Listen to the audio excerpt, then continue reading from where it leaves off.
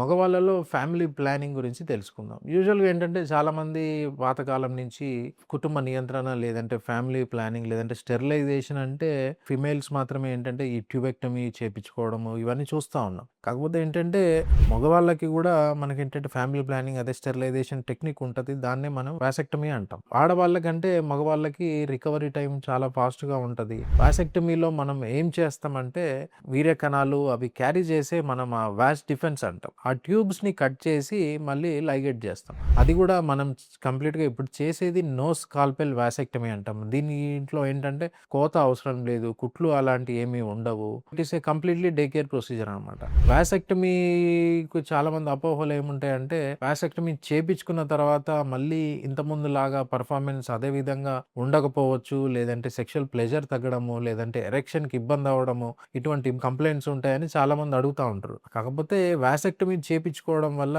మీకు erection problems రావడం గానీ, లేదంటే ఇంటర్‌కోర్స్ చేయడానికి ఇబ్బంది అవ్వడం అటువంటి కంప్లెయింట్స్ ఏమీ ఉండవు. ఇంకోటేంటంటే వాసెక్టమీ చేసుకోవడం వల్ల సెక్షువల్లీ ట్రాన్స్‌మిటెడ్ డిసీజెస్ స్ప్రెడ్ కావనేది కరెక్ట్ కాదు. ఎందుకంటే ఇది ఓన్లీ స్టెరిలైజేషన్ ప్రొసీజర్ అన్నమాట. వాసెక్టమీ తర్వాత మళ్ళీ కావాలంటే రివర్సల్ గూడా చేసుకోవచ్చు. ఇది completely day care surgery. Bed rest కూడా అవసరం లేదు. ఒక నెక్స్ట్ డే నుంచే తన పనులు తను చేసుకోవచ్చు. సో, ఏమన్నా ఫ్యామిలీ ప్లానింగ్ అటువంటి ఆలోచనలు ఏమన్నా ఉన్నా, లేటెస్ట్ టెక్నాలజీ తోటి ట్రీట్మెంట్ కావాలన్నా మీరు ట్రీట్మెంట్ రేంజ్ హాస్పిటల్ నందు సంప్రదించగలరు.